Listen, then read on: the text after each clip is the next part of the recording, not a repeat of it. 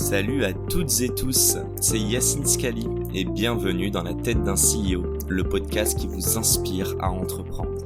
Je vous propose tous les lundis une conversation authentique avec des entrepreneurs et des figures hyper inspirantes pour, je l'espère, vous permettre à votre tour de réaliser tous vos projets et impacter notre société positivement. N'hésitez pas à vous abonner au podcast et nous dire ce que vous en pensez en commentaire. Sans plus attendre, je vous souhaite un excellent épisode.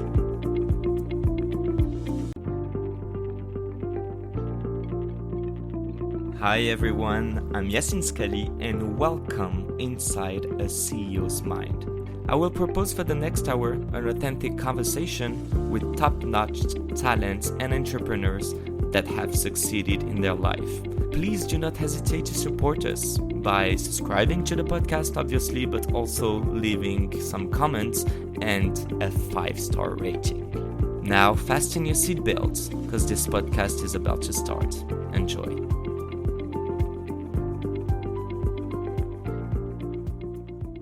Hi everyone, this is Yacine and welcome inside a CEO's Mind. Today I'm very happy to be with a star of the tech ecosystem in Paris. I am with Isabelle.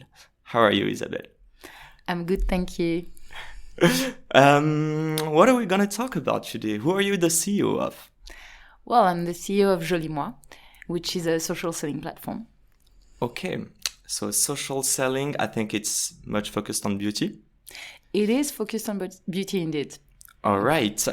Okay, everyone. So just so you understand, this podcast will be fully improvised, but we still have basic rules. So at the end of this episode, we're going to have quick questions about inspiring people in entrepreneurship that you will have to answer. But first of all, I would like to understand basically, I don't think you were born an entrepreneur. So what did you do before founding Jolimoi?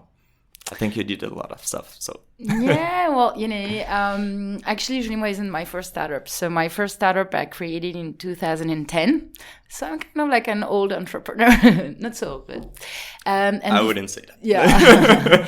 And before I did that, of course, well, I was a student, right? Because my first venture, I started it on the school bench, and so I guess before that, I was like a normal kid, really, following like a pretty much classical education in France. Yeah. Maybe what's differentiating here is that at the age of 16, I actually got to go and live in Australia to study in a completely different country, of course, but in a different language, because I got to study in English in a fully English-speaking only school, and there was no French there. So for a full year? For 2 years. 2 years. Yeah, well, actually a year and a half, but I did my year 11, year 12, which is the equivalent of première terminale in France. Thanks for the non-English speakers. And so I graduated from my baccalaureate over there, and I think I'm mentioning this because definitely, I'm not sure I would be an entrepreneur today if I hadn't had the opportunity to just be enrooted from my home country and to go there with my family, actually, because my mom got to work there as a job opportunity. Okay. It kind of rocked my world because I didn't have any more friends. Yeah, like Michael. I didn't have any more friends. I was in a very different educational system, in a different country. No real things to hang on to. And I had to, I wouldn't say reinvent myself so much, but a little, because I was the Frenchie over there who didn't speak so well English because that wasn't my first language in France. And so I had to learn everything. You still spoke a bit English? I spoke a little bit, but to be honest, I was like second language in English, and you know the capacity of French schools to teach a language, right? So, my mom is an English teacher. Don't say that. Mom, don't listen to her. I'm sure your mom is the best teacher, but I wasn't super good at English, and also there's a big difference between learning how to speak English in a more like day-to-day conversation versus actually doing your 2 final years in English with a lot of different topics, and that was pretty intense. But I'm really thankful because having lived that, I pushed myself, and also I got such a different education, which is super pragmatic. I realized also maybe the main realization was that, you know, you may be someone or you may know something when you're in one place in the world, and it's just as easy as you take the same person and you put that person maybe 100, 200, 300 kilometers away if you cross a frontier, or even in that case, thousands of kilometers away. You're definitely not the same person, and you're not perceived at all the same way. And, you know, this makes you realize when you're a teenager a lot of things. And that was like super interesting to realize that. And I guess to know that there's really a road to reinvent yourself. And I changed as a person when I got to live there, like in the good way, I think. And I realized my culture was nothing when it was outside. And to be honest, the Australians, they're great people, right? But they didn't care so much about, you know, my culture. French so people. No, well, they do care, I guess. Well, at the time, you know, the Australians have got some issues with the French regarding nuclear trials in the ocean. So, yeah, but I don't think it was the case at that time. No, it wasn't. But especially at 16-year-old, I hope you guys don't talk about those. No, we didn't talk about that. But you know. To be honest, they weren't super interesting in knowing, you know, what I knew in France, and the conversation you could have in France were not the same you would have in Australia, and I was in Melbourne. So I had to adapt, and I guess this gave me a lot of skills to become an entrepreneur, actually. I can definitely see like the link between getting into a culture that you don't know, like being nobody, and also like... Well, actually, so you're going to tell us all about it, but you left studies, so you left your business school, I think. You did a business school, right? Yeah, but I came back to London and then to France to study after the baccalaureate. And then you became an entrepreneur right away. Right away. Okay, just have one little question. You're talking about like bridging this culture gap. Can you picture yourself back when you were like 16? What were your thoughts at this moment, like when you had the news that you were going to move out to Australia? And also like, because I feel personally that it could be at 10, 12, but even 16. I left at 18 to Canada. I didn't eat shit for like 3 days because I was like, I didn't realize what I was doing. No, but seriously, and I really loved, I spent like 4 years there. But yeah, how did you... apprehend? I don't know if you can say that in English. Yeah, sure. You know, the funny thing actually is that this happened in sort of like a alignment of planets. It happens that actually before my mom got this promotion, which was totally random, right? I mean, it wasn't 1 year before she moved. No one talked about, you know, moving to Australia, and she was covering the whole, Australia, Asia area in her job. I had the opportunity to go to Sydney for a school exchange. And that was the first school exchange ever with my school. So I came back from Australia. So I had a great experience over there, you know. So I guess it was a mix of excitement. I don't remember like being scared, or I was kind of excited because I knew the country and I had a really great experience there. I don't think I realized what it would change in my everyday life. So you were a bit naive, no? Yeah, but which is good, I guess. No, totally. And I think I've had the same naive approach, to be honest, when I first started my own company. And I think at some point, you know, trying to see the world without expecting too much, or trying to go somewhere and, you know, letting things happen to you also can be good sometimes, because although you know where you want to go,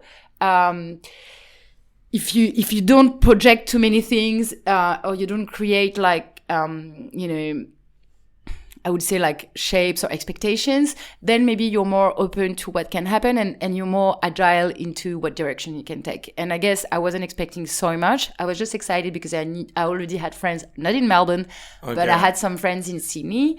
And then when I got there, actually, that reality hit me, such as, you have to Big go to slap. school. Yeah, like with a uniform. So I was wearing a uniform, and the school was super strict. And when you're like 16 and you used to live in France, and it was like the years where you start like, socializing and everything.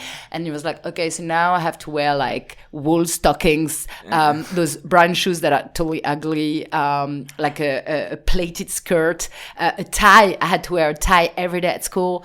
Couldn't let my hair down. And it seems like little things, but when you're that age, it's a bit frustrating. And then eventually you lose a bit of personality through that. But then eventually I could see afterwards that having, I would be in favor of the uniform, actually, because it really defocused everyone from what you're wearing. Actually, you didn't have to think about it in the morning.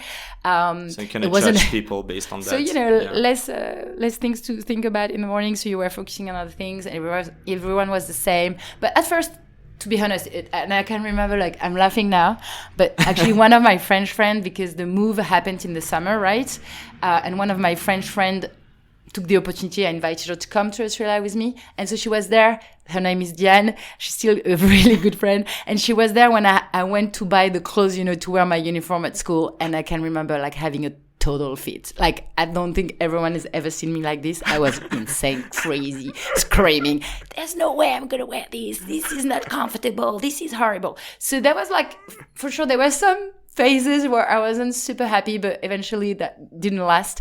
I remember being super tired the first 6 months, right? Like I would go home and just sleep because, when you are working in English, switching and from one language to another. Did Diane support you though? Yeah. What did she say about the outfit? Oh, well, she knew it will eventually happen. It's okay. I think she was hiding somehow. I think she was scared I would hit or throw something at her. She wasn't responsible of that, of course. But no, she was there. It was good to have her there. Actually, it also helped the transition. It was reassuring. And actually, I had gone to Australia with her the previous year. That's how I met her. So she also knew the country. So it was nice. But yeah, moving forward. You have brothers and sisters? Yeah, I have a big brother, so he was there also, but he was already going to university, so we didn't go. And it was a girls' school. Like I forgot to mention, but this was the main difference, right? That I moved from obviously a French school where you have a mixed school to a girls-only school, and that definitely also is a different ways. And that was okay, eventually. So I still have friends from there. I love that I had to go there, and I would definitely recommend now, and I hope my kids get the opportunity to do that, to just go live in another country. That's, for me, the only way to get the language and to, really learn a new culture. That was amazing in the end. So I think we can more or less close that chapter on Australia. For sure, and coming back to Europe, I guess. Yeah. I don't think you landed straight to Paris. You went to like another city to pursue your studies. Can you tell us a bit about it? Yeah, I actually got to study in London at UCL. And before there was like those two difference between the hemispheres. I actually had 6 months before starting my studies back in Europe, and so I had the opportunity to do a good traveling, big trip, starting from Thailand to a lot of countries in Europe, and then eventually, from Thailand to Europe. I went to Thailand, then Turkey. We did like Malta, Italy, Spain. Went to the US, and eventually went back to Paris, then London to study. Just mentioning that because also, the journey of going around at 18, like a road trip, which is very much in the culture of Australian people, and I would say like Anglo-Saxon people, which is maybe more French now, but at the time it wasn't super common, to have your 18-year-old going, walking around for 6 months or a year. And this definitely also contributed to build my skills in terms of interpersonal skills. What are they? Adapting to the situation. Could you tell us about your soft skills? Who no, are you? I think what people have always, at least what people say, they've always been quite impressed at my ability to fit in, like to adapt. To adapt and to be part of a group. Whereas maybe 6 months before I was like in Australia, for instance, I remember some people saying, "Oh, boy, it's like you're part of the family. Like you've always been there. Like it's amazing how you manage to fit in and be with us and talk with us and everything." So I guess this is a good skill, I think, to have in life in general. So and I think I'm very curious of people. I think curiosity is a mindset we value a lot at Jolimoi, and discovering Australia and then going around in different countries and really taking the time, which you really have, as a person, to be just there. Remember in Thailand, we didn't do much. We were just with people and trying to observe and be drinking there. Shitty beers. Yeah. Eating eggs cooked in the sand, stuff like that. Bon appétit. Yeah. But that was, I think that developed my this skill and also my sense of curiosity. And I think, what I came to understood, and I don't think I was aware of that, but I became very aware of that and more, especially with Jolimoi, because when we'll discuss it, there's a strong human side in the company, and we work with communities, so it's tech and human. And I really like to be around people. I like to get the energy from people. They energize me. I give energy, but they give 100 more times energy to me. And I think that's also something I developed through the traveling and just being sent to different places. And then London, I definitely went there. And once again, there were more French people there than in Australia. Of course, there's a stronger French community. But if I had gone straight from France to London, I would probably have connected a lot with this French community by, duplication or... but having been to Australia, and also because there's lots of Australians that go to London, for some reason, I actually didn't meet any French person. So not you one. Stayed with the Australian community there? Well, not especially the Australian, but London is such a melting pot, right? Yeah. So I was with Russians, I was with a lot of different people, Indians, a lot of Indians. My roommate at the time was Indian. Anyway, so it's just funny that I spent 3 years in London studying and living there, and I actually never met one single French person. And I think that says a lot about, how I love to actually learn from other people. And I'm not saying that I wouldn't have learned from French people living in London, but I guess I was in search of, just discovering more other cultures, other people. And I was just feeling good. And I like the way how sometimes English native people, they're more maybe pragmatic. I like the language. I like how they interact. Somehow it seemed nicer to just be around them. Okay, get it. Yeah. You said before, you said something like, but you're part of the family. It's amazing. In French, we would, even the word amazing, I think we would never use it, the real translation in French. So yeah, you got back in Paris. Why is that? And well, I can spoil that you did a pretty decent business school in Paris. Yeah. But yeah, coming slowly to your first startup, just trying to understand why going back to the home, to the roots. You're right. Actually, my brother, never actually came back. So he's still in Australia? Well, he's been to Australia a lot. He actually has the Australian nationality now. No way. Okay. But he's lived a long time in London, and now he lives in Canada, in Toronto. So he actually never came back to live in France. So I could have done the same and followed the same track. I think two things happened to me that made me take a different path. First of all, I actually met someone in Australia when I was visiting my brother, and I did a summer internship while I was living in London. I went back to Sydney to be with my brother who was there, and I worked at the French at the French embassy anyway, and that's where I met who's today my husband. So that was almost 20 years ago.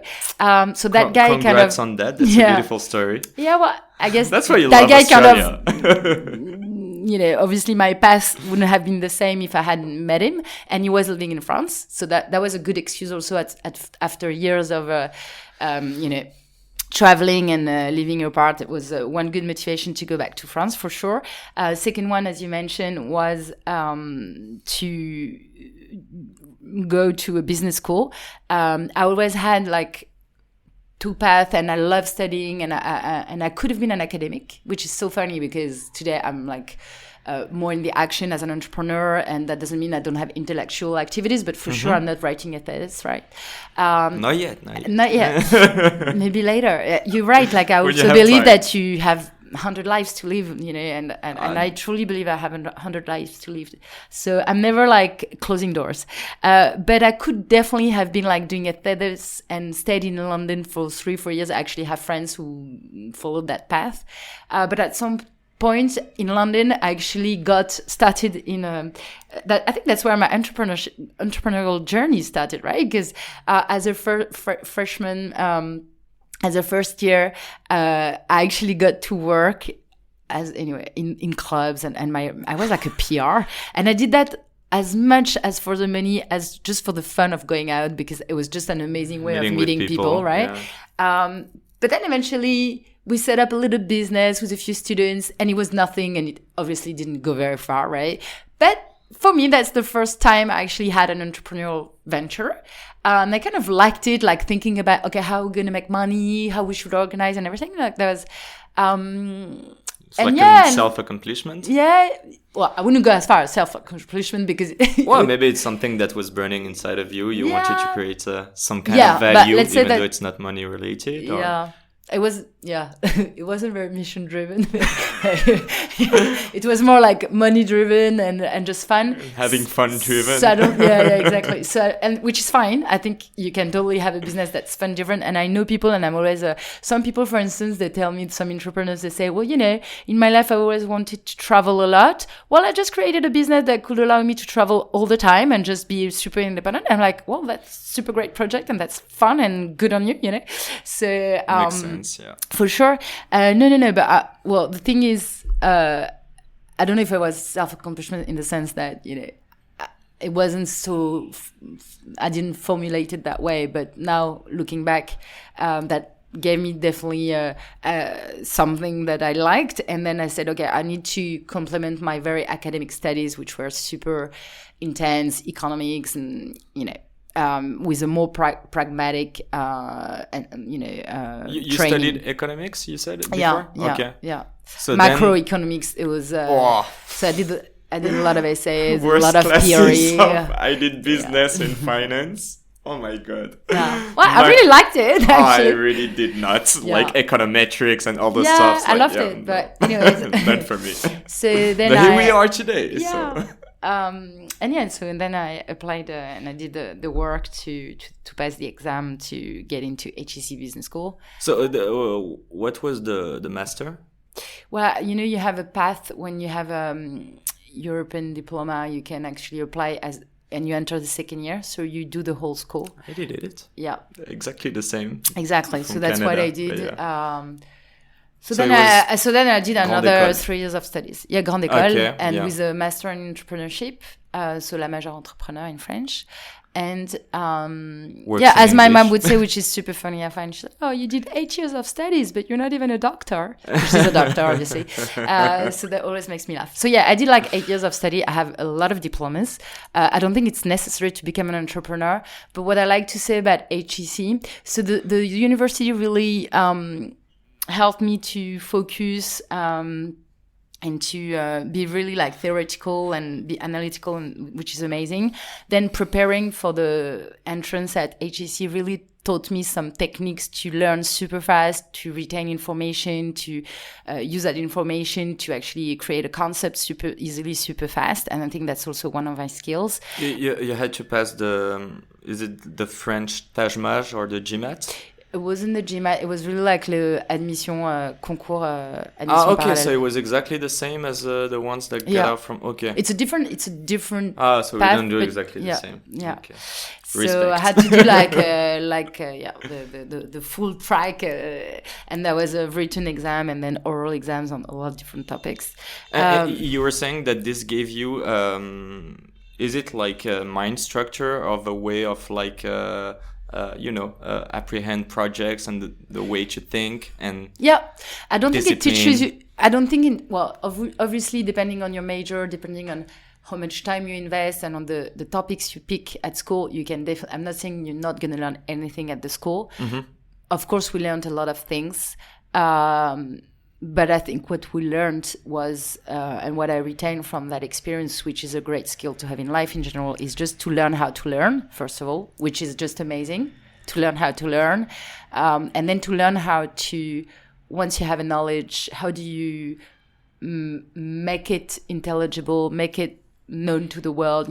Also I think people who did HEC or business schools in general, they had that ability to take an idea and then to transform it into something that's first of all understandable by others, and I think that's communication and the concept of things is super important to have, and eventually you have to sell everything you want to do. Right now you're in a world where whatever you want to do, whether it's a podcast or whatever, you have to sell it, you have to make it understand. Still not selling anything, but one day, anytime soon, hopefully. Right, so that so I think learn to learn, and obviously gives you a great network and to start with, and most specifically the major I did, HEC Entrepreneurial, is an amazing platform because this is through this major that I could actually try and get all the basics to set up a business. We did a lot of different practical work. Actually, that's one of the major at HEC that's super practical. There's very little theory. Okay. And all you do is work with entrepreneurs, try to, you go through different, what they call missions, where you go set up a company, close a company, turn around a company. There's all different topics. Be the right hand of a CEO. So it's amazing in 1 year to get the chance to live through the different stages of the company. And that's also where I met HEC. That's also where I met my first associate in my first company, and that's where I got to do my first business. So definitely it was game changer for me to go to that school. So you never asked yourself, should I well, actually makes sense. Like, you did a master in entrepreneurship, so you knew that after your master degree you would basically create your startup right away? No, I mean, not 100% of the people that did the major set up their own company, at least not just after the major, studies, right? Yeah. Just the numbers, for instance, for our year was 30% of the students set up their own business. And that was like super high. That was like a super high number because back then, 2010, the market wasn't super friendly for employment and everything. So people kind of have less risk to, let's try. And if in 1 year we don't succeed, we can always go back to the market and eventually would just be at the same level as it is now, right? Because there was a bit of a crisis at the time. Little one. Yeah, a little one. So... what are the, if you can tell us just a little bit about the companies that your peers, like your, not colleagues, but like classmates have for created? Sure. I mean, there was there was l'usine à design, which was created by Émilie Gobin at the time. There was Et Moi, which is a fantastic brand that's grown today what it is, and created by Adèle Bounine and Nathalie Farjon, who were in my major, for instance. What other companies can I think of? There are other companies, but I don't remember all of them. But because some of them are not there anymore, obviously. Okay. Different topics, really. Like, but that's a few examples. Yeah. All right. And of course, Dermans. Yeah, and I was about to say, I think it's about time that can we say that Dermans, so the company that you have founded, is, I don't know if it's like the mother of Jolimoi? I feel that you have identified the problematic, the pain that you're addressing at Jolimoi through Dermans. Yeah. Or maybe I'm wrong. Tell me. No, definitely. Well, I don't know if there's... And what was Dermans, by the way? Yeah. But definitely that first venture was necessary and is definitely at the foundation of the new company. But if you, by mother, you understand that the child way surpasses the mother, then I would agree with that maybe, which is the dream of every mother, right? That the child just goes far beyond. Or the master and the Jedi. Right, I don't know exactly, how you the go. master and the Jedi. Dormance is a skincare company, but also a network. So Dormance is an anti-aging brand that I launched in 2010 with Grégory Crossley, who is a pharmacist and who did all the R&D in that company. And we say hi to him. Yeah, hi, Greg. He actually lives in Canada, and we see each other regularly. Okay, in Toronto also. Montreal. No, he's in Montreal. Yeah, classic French. Well, he works for an American company. But so Dermance also is a brand, mature skin brand that we launched with already a vision on communities and social selling, or what you call direct selling. At the time, we'd seen, and that was one of our inspiration for sure for launching a brand, Nux, founded by Alisa Jabez, who had already a great success, or even Caudalie, launched by Mathilde Thomas in France. But those brands, they were the proof that you could actually launch an independent brand and take like huge market shares. However, they had kind of trusted the over-the-counter chemist sort of network, retail network. Okay. Anyway, so when we identified the different channels through which we could launch our brand, those brands had done super well on their field. And we started thinking kind of outside of the box. And, this is also... Those were like fully digital? No, they were in a pharmacy, network, retail network. Brick and mortar. Okay. Yeah, brick and mortar. Of course, then they went digital, right? But at the time, they were super good. And not so mainstream, so... Yeah. And so we're thinking, okay, well, we're just young entrepreneurs. We're going to launch our brands. And we got super inspired also by a brand that's called Bare Minerals, which had a sort of a go-to-market that was super smart, really relying on testimonials, communities of users. And, that's the story. Like when we were pitching the idea, because I remember super well, there's a time in this major HEC Entrepreneur when you actually go for a couple of days in the mountains with the 90 people who are also in your year, and you get to work on your project, right? And I remember pitching the idea and then discussing with, and that's the power of the network and that the power of conversation, discussing with my peers, and someone who had worked in total different network, like luxury, came up with the idea, but have you ever thought of just maybe reinventing, direct selling, like vente à domicile? This model is super interesting because you have a very close relationship between the seller and the customer, and then maybe there's a new experience to create around that. And that was it. Obviously, that person worked on something else, so didn't dig. But then, as it happened, and because even in France, I think there's 1 in 3 people in France that has either done social selling or bought through social selling, which is an amazing number because it's not so well known and it wasn't super well known at the time. My associate, actually, Grégory, his mom had worked in social selling, and anyway, he had networks in the social selling industry. Very, very, very traditional way, very physical. Not what we wanted to do. Obviously, we were already in a digital world and we wanted to modernize all that. But still, kind of opened doors for us. And at least it opened something in our brains. And we're like, okay, maybe that's super smart to launch what we would call today a DNVB, a digital vertical native brand. And we did it, and that's how we launched Jolimoi. So, Dermance, sorry. And so that was, now I'm super Jolimoi, as you may understand, but so Dermance was launched, and we did the products. We did everything from the formulas to producing the products, obviously, to launching and to distributing them. So we were fully integrated, verticalized. And so that was super ambitious, as you may understand. Maybe, I wouldn't say that was too ambitious, but for sure, we sort of underestimated the needs for funds to launch this company. But that was the naive, and I'm glad it happened.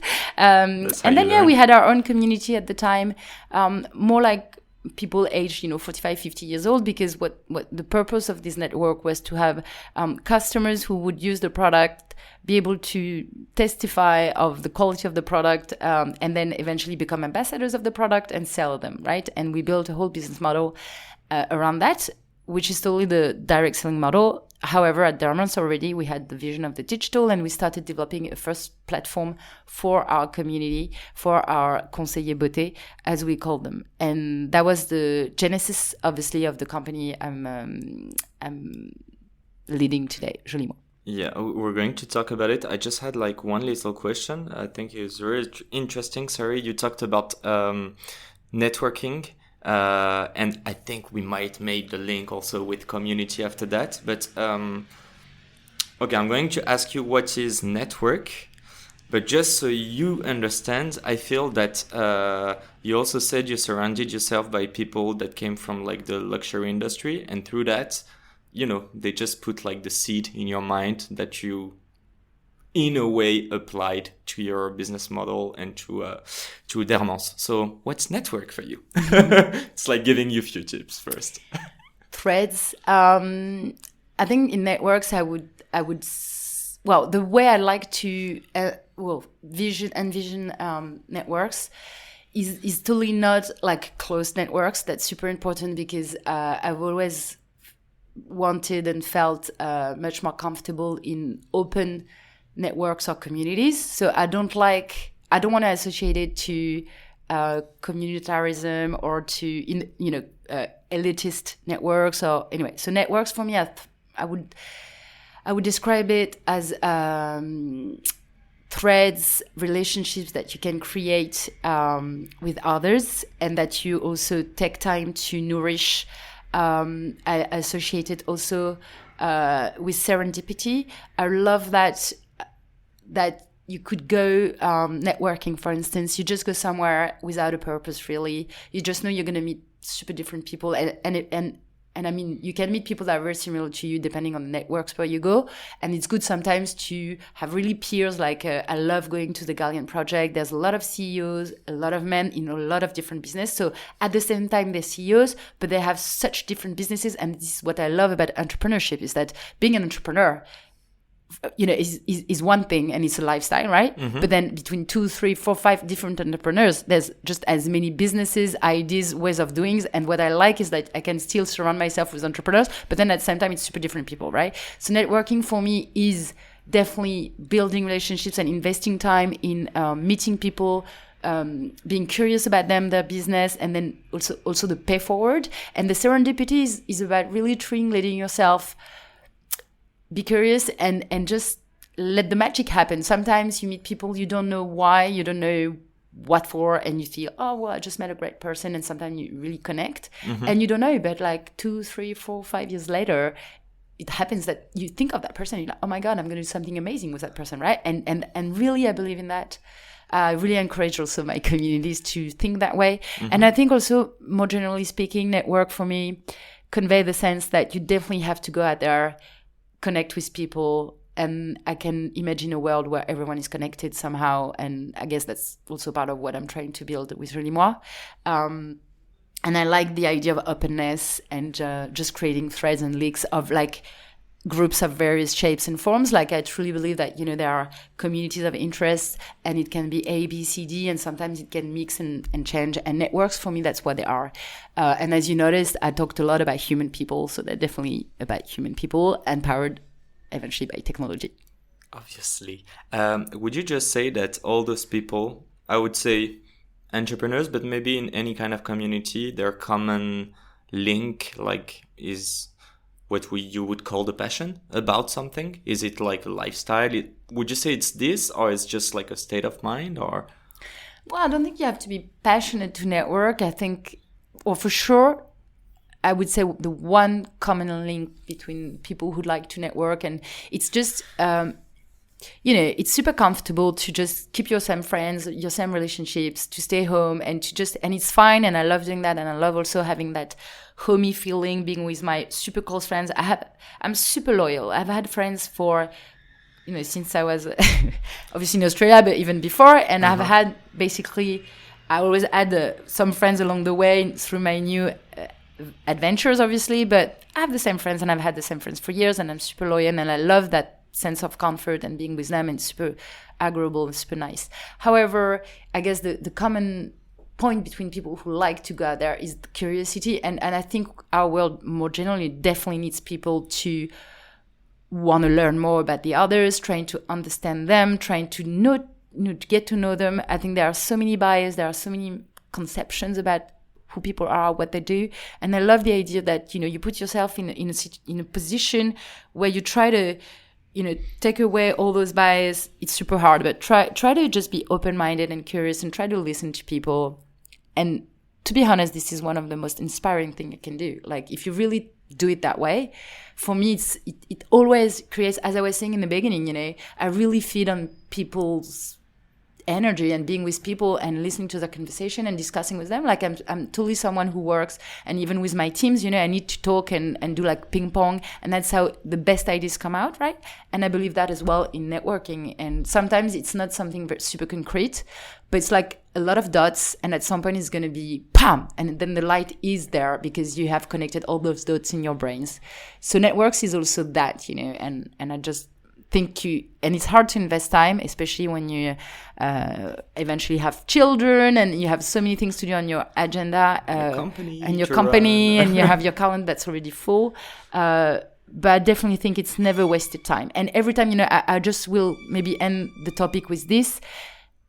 Every time I was like, oh my God, I'm tired. I was invited to that evening or cocktail or whatever, and I'm like, oh, should I go? Is this a waste of my time? And I try to push myself because, obviously, as I said, it's comfortable to go home. Yeah, of course. And I go, and every time I meet amazing people, even if it's one person. I mean, if it's one person you meet, that's amazing, that's enough. I mean, that's already huge, right? Mm-hmm. And sometimes people can really change your life, or your business, or the course of actions that you're going to take, because for some reason, there's a click, and I think we should really, it's a gift we do to ourselves, to go out there and meet people and try to be open about people. Could not say more about that. Totally agree. Even though, quite a few times I haven't gone out, even though I was invited. Sorry about that, guys. And you're right. If you're not invited, just go there, because sometimes you don't have the network yet. But as an entrepreneur, maybe for the future or young entrepreneurs that listen, at the beginning, I definitely had also to go and build my own network. So that's what I want to say. Don't just assume that people have a network. Yeah. That's time invested. That's also willing to build that. And you can do it, and you do it. You can do it pretty fast. And this is also super useful in your business. So I couldn't encourage people more to do that, actually. Yeah, I feel also that you can get into great business schools, being in a great environment to meet with people. And I'm pretty sure, without naming them, but I'm pretty sure you had classmates that were really introverts and did not want to meet with others. But anyways, let's talk after 40 minutes about your company, your current company at least.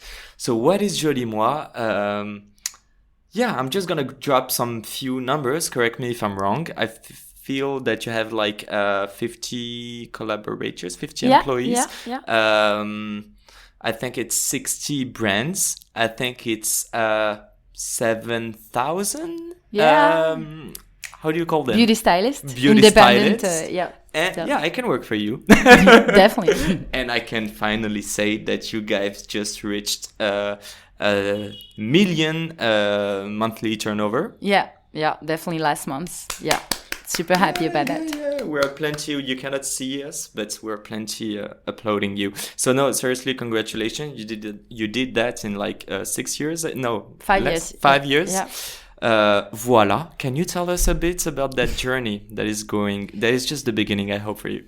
Yeah, well, I definitely feel like it's the beginning. Jolimoi is this amazing platform that allows, independent people, whether they're passionate about beauty and wellness today or actually experts, to start their own entrepreneurial journey to become a social seller and benefit from a catalog, as you mentioned, of 60 brands that we curated, and then also benefit from the tech tools that we build and that we spent a lot of time building. Actually, you said it's a tech company. For sure, like a third of the people here are just doing tech stuff, like developing algorithms, data, product interfaces. So for sure, we're definitely a tech company. And I guess if I had to synthesize, we recruit, tool with the tech, and train people to launch their own business through social selling. We're a B2B2C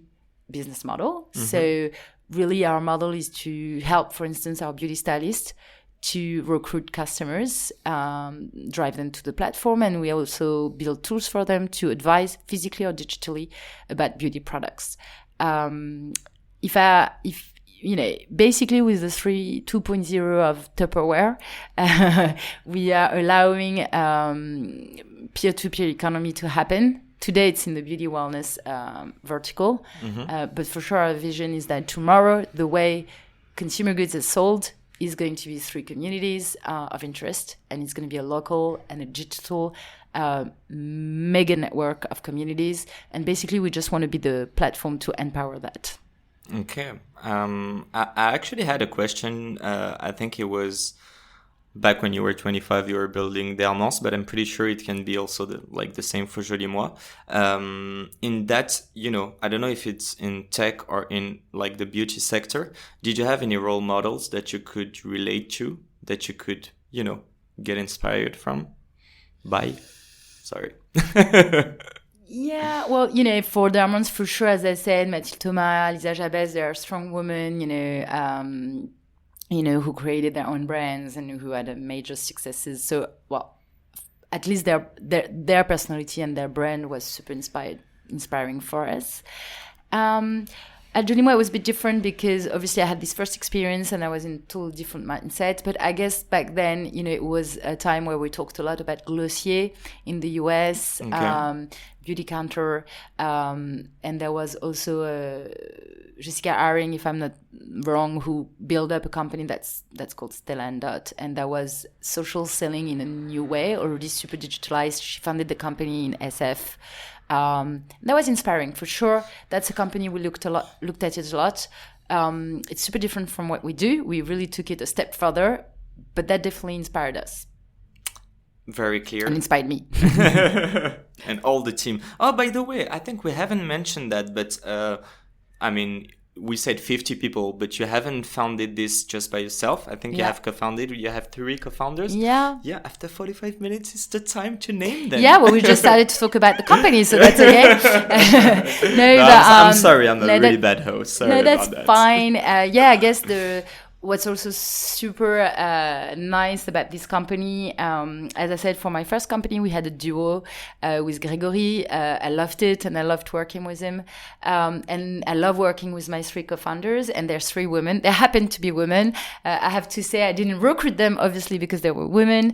The way it happened is that I started the company, I started working on it and did the first capital raising. And then very quickly, I knew that I needed to have strong co-founders to actually deploy the vision and to, actually build the business. So, because you were lacking of certain skills. For sure, yeah. Like, our CTO, she's a woman, Mathilde, and we have also Aurelia, who is head of network. So she's actually the person's person, the people's person in the company. Like, she animates and she works with our 7,000 people, and she makes it happen. Yeah. And we have Jennifer, who's in charge of the growth and acquisition, and also onboarding all the people on the application, because we also have a SaaS model on the application. So definitely without them, nothing would have happened. Well, maybe not that way. And it's super nice to have that collegial also way of building a company. I think it's quite inspiring for our community as well to be led by 4 women.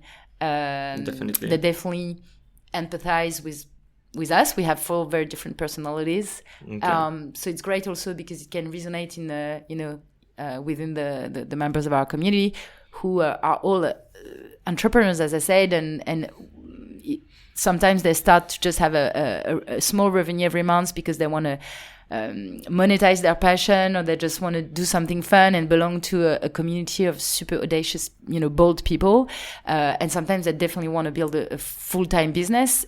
And seeing us as women leading the company, for sure there's like a duplication and they get super inspired. So, and for me, having these girls, these women working with me is amazing. And we share a lot, and it's nice to have that.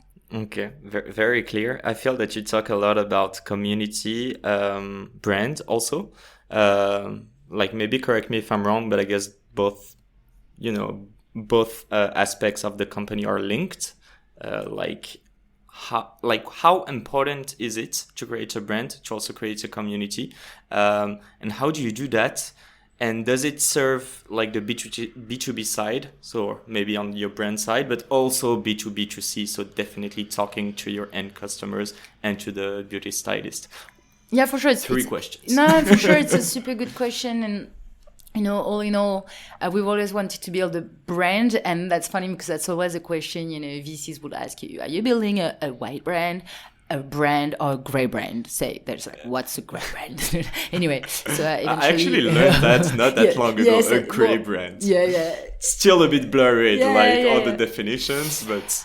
Well, I don't know if we've always been clear, at least on the fact that since we were reinventing a new business model and creating a new paradigm for social selling and distributing, and actually through our platform we open this model to general brands, and so it's super new, and we knew that in order to really be credible we needed to have a brand, right? So a bit like we imagine our brand to be like a label, and if you do social selling with Jolimoi, it means something in terms of creation of the products and the brands, as I said. It also means something on the way we do the social selling. It's in a responsible way. We have built tools, so we try to have the less biased possible experience for the customer. So it's super customer centric, and so on and so on. So this brand of reinsurance is definitely something we want to build, and we build it so when people are beauty stylists and they are working with Jolimoi, they are partners because they remain independent, and they're always independent. Mm-hmm. They are proud of being a partner of Jolimoi. And it's the same for our brands that we distribute on the platform. And, it takes time, it takes money, and it takes a lot of engagement to build a brand. And I guess the way we do it is through values. We have really strong values that we co-created with the first employees. That took a lot of time. It's joy, being bold, and also being honest. And these are super hard to maintain values, but they're everywhere in our everyday life at work, and they're everywhere in our relationship to the community and to the brands and to everyone we work with, right? So I hope that even when we 200 or 300 employees and 100,000 beauty stylists, you will still witness and experience those values, the joy, the boldness, the honesty, because that's definitely what we build the company on. We're super mission driven, and so that's how we build the brand. And the brand is definitely that's interesting. What's super interesting in our model is that we don't totally control the brand, right? Because you have those partners, and there are going to be thousands of them. This community, who definitely takes the brand and makes it its own, right? So it's a right balance between giving the guidelines, being super inspiring with the brand and the values and everything. So they want to take those values, those brand, the logo, the identity, and spread it out. Mm-hmm. And at the same time, because they're independent and that's a business model, and that's also what we strongly believe in, they have their own identity, their own personality, and they will for sure also have their own personal branding. So that's what I guess they talked about the gray brand, right? But I think as we grow and the more we grow, Jolimoi is becoming a brand for sure in the social selling industry and for everyone. But we always have to remind ourselves that the brand is also what people make it, and our community definitely owns the brand and also makes it its own. And so it's not perfect, but we like it that way. Very, very clear. I'd like to just double down on one thing is like the beauty stylists. So the way you recruit them. So correct me again if I'm wrong. I think that you don't have to have like a degree to become a beauty stylist. But okay, I'm going to very like cut to the chase and like go straight to my questions. I feel that you teach a lot, and you teach them a lot where I don't think you have like a return on investment that is on the short term. So basically you will help them on administrative and legal stuff, even though your objective is just for them to help your brand sell. So is it part of the culture? Why do you guys do that? Do you think it's like a long-term investment, and is it related to the brand, or do you just do that because it meets your values? Yeah, well, it does definitely meet our value.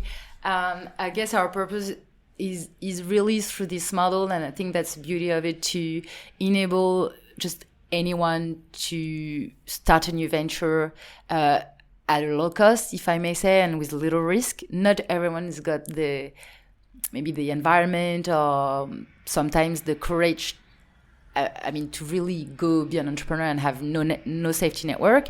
But on the contrary, sometimes it just needs a little push and a little support to just create amazing stories of people who really didn't have many opportunities and didn't see themselves at all being an entrepreneur, but through Jolimoi they can become that, and definitely become someone new, and they change, and eventually they would then have the strengths and knowledge even to become their own entrepreneurs. And I've always said, whether it's my employees or someone in my community, I cannot be more proud when I see people just leave to create their own business. I think definitely if we manage that and we change someone's life, that's already just huge to have done that in your life as an entrepreneur, I think. And what we're doing is doing that for thousands of people. So we definitely teach a lot, but they teach us a lot as well, because this business model, we like co-creating it with the community. And I guess co-creation is really at the heart of the business, right? In terms of product design or technology, first of all, we're super strong on discovery. Maybe if you look at our teams and when we compare to other tech companies, and we have a lot of interviews, obviously, to hire people. We are hiring people, by the way. So product managers. I'll put the link. Yeah, product owners and everything. We are super good at discovery, and we spend a lot of time talking to people, listening to them, and definitely we do teach them a lot, as in we give a lot of support, a lot of tools, but they do teach us what they do, how they experiment, what they would like, and definitely the product and the whole company is truly co-created with the community. So this is super, I think it's super, you talked about return on investment, but for me, that's the best investment we can make is giving to these people so they can then help us build what's the future of, peer-to-peer economy. So it's collaborative. It's definitely super collaborative. It's a lot of energy and engagement, but that's totally a mindset and aligned with our values. But it's not just we're not like an ONG, right? NGO, sorry, in English. Yeah. We're not a non-profit organization, right? We're definitely doing this with the vision to build a new model, and they're helping us do that. And also because we're creating a new business model, making anyone a good advisor or social seller digitally as well as physically, it's not given to anyone. And that's our know-how. And this know-how, we continue to build it and to learn every day with the community, because social networks change, because technology evolves, because the way people consume or communicate evolves super fast. And there's something we work a lot on at Jolimoi. It's collective intelligence, and it's not just a word. We have data to support it. We collect a lot of data, and we also have a lot of testimonials and people working with us to make this company. So, sure, we are 50 employees, but we're 7,000 people strong to build the future of this economy. This is okay. I'm so sorry. I have to to be honest. It's been 47 minutes. I told you at 45, 50 we will be done. I'm sorry. I'm too passionate about it. That's okay. This is my last question before we just shoot little questions on a video. So it's going to be on all social networks. So please, guys, connect, subscribe, blah, blah, blah. This is your publicity, this is your moment. We're doing this in English. All the team actually, I think, is talking in English internally. Yep. I believe that you have international ambitions, more than just French-speaking countries. Can you tell us just shortly a bit about it? Yeah, for sure. We're already generating 10% of our revenues abroad, which is super nice.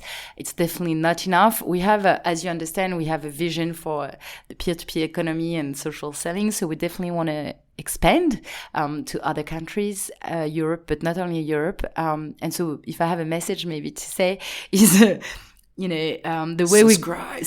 we, just join us. And if you want to launch Jolimoi in a country, just call us. No, because the way we expand is, of course, the technology and the platform, there are some adaptations to make, and it's already planned or already done to be able to have your application and notification system and coaching that's obviously in different languages, different time zones and everything. That's tech. But for sure, because we're building networks and we want to build networks across the world, the way it happens also is through having people who, in some countries, will be the first entrepreneurs to launch Jolimoi with us, right? So be the first beauty stylist in Canada, for instance, or in the US or whatever. And so, it's called, the strategy is called I don't know what the word in English is, essaimage. It's spreading and people recruiting others, and it's the network effect and the word of mouth, right? And we already have people. The snowball effect. And we already have a lot of people in our community who are totally waiting and jumping and saying, when are we launching this country? And when I have this person who I can get started already. And so it's super exciting. Just to finish maybe on the international front, we're definitely in the starting block to expand. Just want to take it reasonably, not slow, but reasonably slow in order to just fine-tune a few things in France. It's super important for us, especially regarding the current environment. We're aiming for profitability next year, which is also a super amazing milestone. Startup, yes. Yeah, and also with three numbers growth, 3-digit growth. So that's a true challenge to grow at that speed and become profitable. But we're definitely looking at the international front. And I have a call actually this week with some people abroad to start planning this. So stay tuned. Yeah, can't wait to see the next news. I already subscribed, as you can guess. Oh, by the way, it's just to finish on that, but you guys has raised 6 million this 7 year? million euros, yeah. 7 That's all right, million. that's all right. Still 1 million. 1 million gap. No, 7 million. So I truly hope that, but I am sure you will wisely spread this money. And I cannot wait for you, but also for me to see Jolimoi in other countries. Guys, we will be back in literally 15 seconds for the last questions, and then I can let you go. Actually, you can let me go. Anyway. Thank you, Yassine. So if you could pick only one word or a few words to describe entrepreneurship, what would it be and why? Being naive and bold. Why? Because I think you need to be a little naive when you're stepping out there into the world to create a new concept and be an entrepreneur and start something you've never done before. If you knew all the difficulties, maybe you wouldn't go at all. So being naive is good, and being bold, because for sure it takes a lot of courage, and you have to get out there and just go your way and focus on your mission and what you want to do. So that's the 2 words I would pick. All right. I hope everyone is listening very well. Second question. If you had the opportunity tomorrow, right away, to pick a board member that would be alive, dead, fictive or real, who would he or she or it be and why? I have to say I would hesitate between Madonna and Beyonce. Why? Well, definitely those two women, obviously in a different industry than mine, but I think that they are sort of a source of inspiration because each of them, in their own way, they created a path for themselves. They created the life they wanted to lead. They're super, super strong businesswomen, and they totally reinvent themselves all the time. So as board members, I guess they would make it, first of all, super fun, the board. Maybe they would sing sometimes, once in a while. That would be cool. And joy, is one of our values at Jolimoi. And second of all, I think there would be great advice for how to just reinvent yourself or reinvent the company along the years and become just a blockbuster. I hope they're listening. I hope too. Third question.